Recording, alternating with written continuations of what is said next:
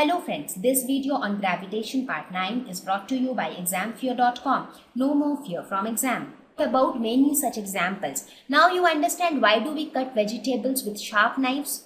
So if I give you two options, in one hand I give you a sharp knife, on the other hand I give you a spoon.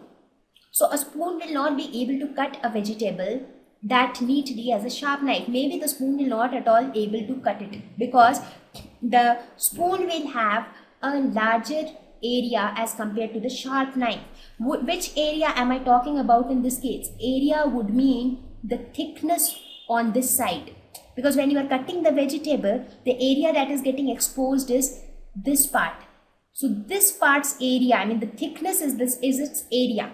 But if you take a blunt knife, that thickness is more. If you look at a sharp knife, maybe the thickness would be somewhat like this. But when you look at a blunt knife, the thickness would be more. So greater the thickness, greater the area, lesser the pressure. Lesser the pressure, the object will feel lesser pressure. So this is your target object, right? So this target object will feel less pressure, so it will not get cut. But if this target object feels more pressure, it will get cut easily. Correct? So in case of a blunt knife, so if we compare a blunt knife and a sharp knife, in blunt knife the area is more, in a sharp knife area is less. Area is more, force is the same in both the cases. So in this case pressure is less, in this case pressure is more. So if pressure is more, vegetable will get cut easily. Similarly, there is another instance which you would have observed. Have you ever observed that if you stand on loose sand, if you go near a sea beach ever, just try this out, or if you would have gone there before, you would have observed that when you stand over the loose sand, your feet tends to go inside. Have you observed that when you stand on the sand? And that is why it makes very difficult to walk over the sand, because every time you put your foot on the sand, it tends to go inside, it tends to go deep, right? But if you lie down on the sand, does it happen that your entire body goes inside the sand? That doesn't happen. What is the reason? The reason is that when you are standing, what is the area that is in contact with the sand? Just the feet. So in this case, the area which is getting exposed is smaller. But in this case, when you are lying on the sand, the entire area of the body is in contact with the sand. So the area is more. Now the force in both the cases will be same, because here also the force will be due to the weight of the body. Right? Now mass of the body, because I am talking about the same person right now. This figure might confuse you because these are two different persons, but I am assuming that both the persons have same weight. So by virtue of weight, your force will remain same in both the cases. Here also your force will be mg. Here also your force will be mg. So the same force is acting on both the objects. Here the area is less, therefore the pressure is more. Here area is more, therefore pressure is less. So when the pressure on the sand is more, it tends to go inside. When the pressure on the sand is less, it doesn't make much changes, right? So what do we conclude with all such examples? Effects of forces of same magnitude on different areas are different, right? So now you understand why are we studying thrust and pressure, because there are so many applications of thrust and pressure which we see around us, and also it is related to the weight of an object, it is related to the gravitational pull of an object. Again the same problem. Why camels can run easily in deserts but not all animals? That's because, so the reason, I mean, why is it difficult for us to walk over sand? That's because every time we step on the sand, our feet goes inside the sand. That means our feet sinks into the sand, right? That's what happens with us. Now when we look at the feet of a camel, camel's feet are very broad.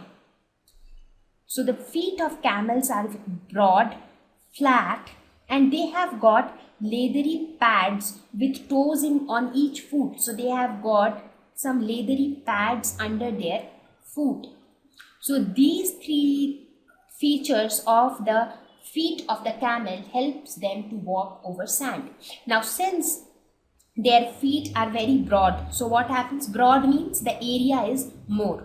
So when the area is more, the pressure is less. Now when the pressure on the sand is less, then there is less possibility of sinking, because when the pressure is more, only then the object sinks inside the sand, right? While we were standing, that time also the pressure was more. That is why our feet was going inside. But when we were lying down, the pressure was less. So our entire body was not going that down, right? So this is one advantage. Now it is flat. Now since it is flat and it doesn't have any curves, in case you have curves, again it tends to sink inside. So they are flat. They have got leathery pads. So what do these pads do? Whenever the foot of the camel is placed on sand, these leathery pads spreads and it prevents the foot to sink into the sand. So it is like, let us suppose if you have these leathery pads like that, as soon as they step on the sand, they spreads somewhat like this. So as soon as they spread, what happens? The area increases, so the pressure decreases. So decrease in pressure, all these features, they all support and they all decrease the pressure, and as a result, the foot of the camel, they never sinks, and the camel can comfortably walk as well as run over on the deserts. Right? So these leathery pads spread, as a result, area increases and the pressure decreases. Right? So everything, whatever examples we took so far, everything is a matter of different areas. So if you have different areas, the effect of the force will be different. Correct? Okay. Now let us also take the examples of the truck and the car. Why trucks have thicker tires than cars? So in this case, when I talk of a truck, what happens? The mass is more. As a result, the weight of the truck is more. Whereas in case of a car, the weight is comparatively less. The weight of a truck or a bus or a goods carrying vehicle, their weight is more. But the weight of a car is comparatively lesser. Now if the weight is more, the force is also more. But in this case, the weight is less, therefore the force is also less. Because what is weight and force are closely related. Weight is equal to mass into acceleration due to gravity, and mass into acceleration is nothing but force.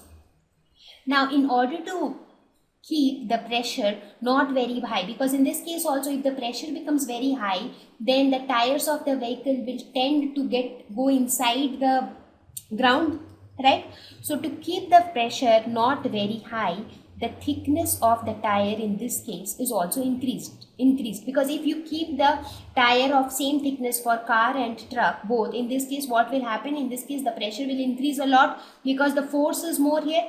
So in order to keep the pressure comparatively same, if you increase the area, pressure decreases. If you increase the force, pressure increases. So whatever increase in pressure is caused due to high force is compensated to some extent by the increased area. So therefore pressure doesn't increase much, right? Whereas in this case the force is comparatively lesser, therefore the effect of the force is also not very high, so the pressure is okay in this case. So in this case you really don't need to thicken the tires. We thicken the tires to increase the area, so that the increase in area can decrease the pressure, because the pressure is already too much increased because of the increased force. Correct? Okay. Thank you. Please visit examfear.com to watch free educational videos, try free online tests, get the best quality study materials, study from the best tutors and mentors, and much more. Thank you once again.